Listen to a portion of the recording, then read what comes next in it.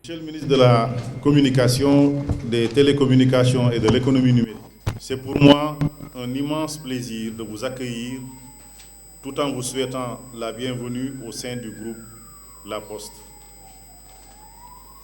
Je vous transmets aussi les sincères et chaleureuses salutations de tous les travailleurs du groupe La Poste ainsi que ses filiales que sont EMS et Poste Finance.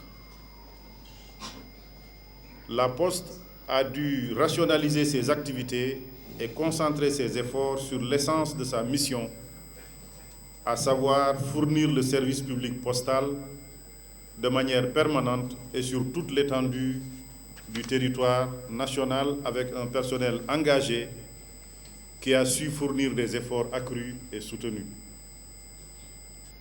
Aujourd'hui, face aux mutations en cours dans le secteur des postes et des télécommunications, j'ai engagé mon équipe dans une dynamique de transformation structurelle de la Poste en vue de la prise en charge durable des préoccupations des usagers et parties prenantes, l'État, les régulateurs, les clients, les organisations postales internationales ainsi que les partenaires sociaux.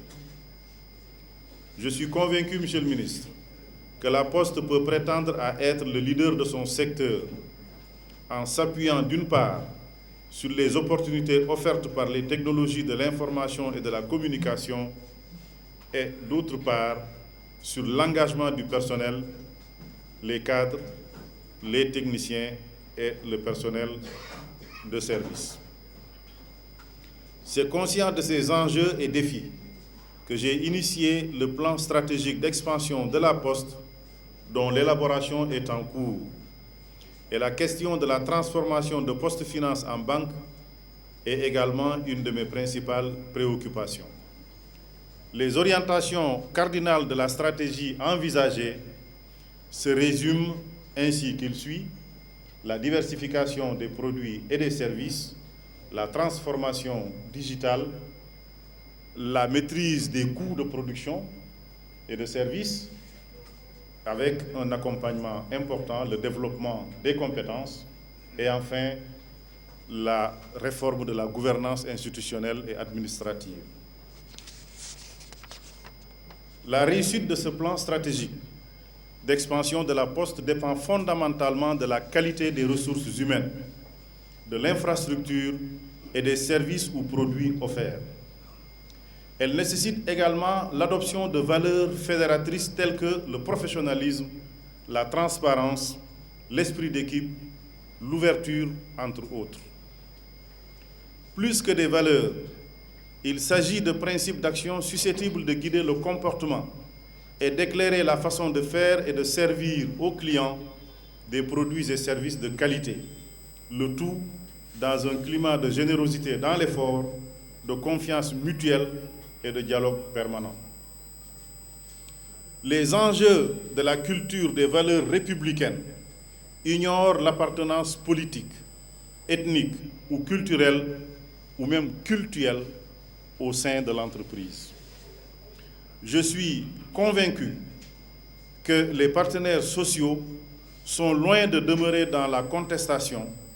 Ils comprennent que la survie et l'expansion de la Poste ne se feront que dans la concertation, non dans la confrontation. Monsieur le ministre, je profite de l'occasion de votre visite pour rendre grâce à Allah et remercier son Excellence le Président Macky Sall, Président de la République, pour son accompagnement utile et important. Un accompagnement à travers le maintien du paiement des bourses familiales dans le réseau postal, à travers la prise en charge des salaires des employés de la Poste, à travers également la couverture financière intégrale des virements des salaires des fonctionnaires qui sont domiciliés à la Poste. L'engagement de tous pour faire de ces ambitions déclinées en réalité et pour faire de ces ambitions déclinées une réalité vécue est primordial. À cet effet, je vous réitère mon engagement et mon soutien indéfectible dans le cadre des décisions stratégiques nécessaires et la recherche de moyens adéquats. Monsieur le ministre, je ne saurais terminer sans vous remercier pour votre disponibilité et votre engagement à travers les directives du président de la République, telles que la rémunération du service public qui est passée du simple au double de 2,6 milliards à 6,7 milliards sous votre magistère. Cependant, Monsieur le ministre, je sollicite qu'elle soit portée à 12 milliards.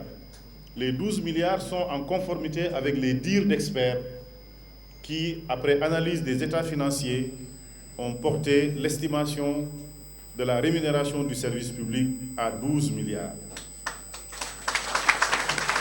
Je pense d'ailleurs, Monsieur le ministre, qu'au-delà d'une simple inscription budgétaire, il serait important que la question de la rémunération du service public, étant entendu qu'il s'agit d'un mode de régulation de la concurrence, qu'il soit porté par la fiscalité.